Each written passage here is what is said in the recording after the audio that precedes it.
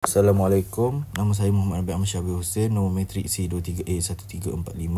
Tajuk poster saya ialah Nilai Moral dalam buku Abah Tok Bercerita, Juara dan Legenda karya Ahmad Daud Bakar melalui teori didaktisism. Buku Abah Tok Bercerita, Juara dan Legenda karya Ahmad Daud Bakar menghimpunkan cerita pendek kanak-kanak yang syarat dengan nilai moral dan pengajaran hidup. Salah satu kisah menarik yang bertajuk Tupai Betina, Tupai Jantan dan Ibu Tupai Jantan mengisahkan seekor tupai yang bongkak bernama Hebata yang akhirnya insaf setelah melihat kegigihan seekor tupai yang cacat iaitu tangkasa yang berusaha bangkit demi keluarganya. Cerita ini menonjolkan isu kecekalan, semangat juang dan keinsafan diri yang dekat dengan kehidupan masyarakat. Oleh itu, kajian ini menggunakan teori didaktisism yang menekankan fungsi sastera sebagai alat mendidik pembaca melalui penyampaian nilai moral dan pengajaran yang membentuk sasiah positif. Teori didaktisism berasal daripada perkataan Yunani iaitu didaktos yang bermaksud mengajar atau mendidik.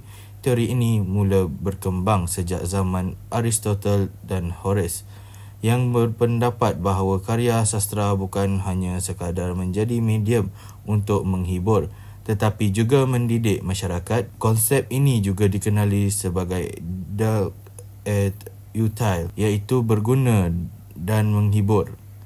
Dalam tradisi Eropah, didaktisism menjadi asas kepada karya-karya yang menekankan nilai moral dan pembentukan akhlak. Dalam konteks kesusasteraan Melayu, konsep ini turut berkembang melalui pandangan sarjana tempatan seperti Syafiq Abu Bakar dan Mawar Safi yang menegaskan bahawa sastera berfungsi sebagai wadah pendidikan nilai dan akhlak kepada pembaca. Secara keseluruhannya, teori didaktisism menekankan bahawa tujuan utama karya sastera ialah untuk menyampaikan pengajaran, membentuk sasiah dan mendidik manusia agar menjadi lebih baik dalam kehidupan. Cerita Tupai Betina, Tupai Jantan dan Ibu Tupai Jantan dalam buku Abah Tok Bercerita, Juara dan Legenda karya Ahmad Daud Bakar mengandungi pelbagai nilai moral yang selaras dengan prinsip teori didaktisism. Karya ini bukan sekadar menghibur tetapi berperanan mendidik pembaca tentang makna sebenar kejuaraan, usaha dan keinsafan diri, nilai kecekalan dan usaha gigih. Watak tangkasa menunjukkan semangat juang yang tinggi walaupun cacat anggota badan. Petikan tangkasa lantas terus melompat keluar menggunakan dua kaki depannya. Badan habis bercala tetapi hati tangkasa adalah hati dan jiwa sang pendekar. Muka surat 5 menggambarkan usaha tanpa putus asa sebagai teladan kepada pembaca. Nilai ini mencerminkan prinsip didaktik bahawa manusia perlu berusaha dan tidak mudah menyerah. Kedua, nilai keinsafan dan perubahan diri. Perubahan watak Hebata daripada bongkak kepada rendah hati merupakan manifestasi nilai moral yang ingin disampaikan pengarang.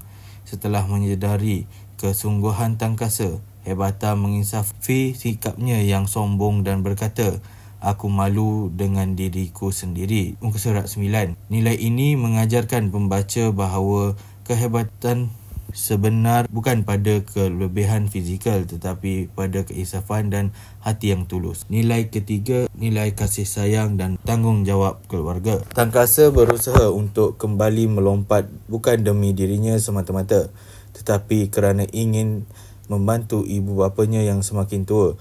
"Aku juga ingin berbakti kepada mereka bila mereka sudah lanjut usia." Muka surat 8. Mesej ini mengajar pembaca tentang tanggungjawab terhadap keluarga dan kepentingan berbakti kepada ibu bapa sejajar dengan tujuan pendidikan moral dalam teori didaktik. Nilai keempat, nilai kerendahan hati dan pengiktirafan sejati. Hebata akhirnya menyedari bahawa kehebatan bukan diukur melalui keupayaan fizikal tetapi melalui semangat dan pengorbanan.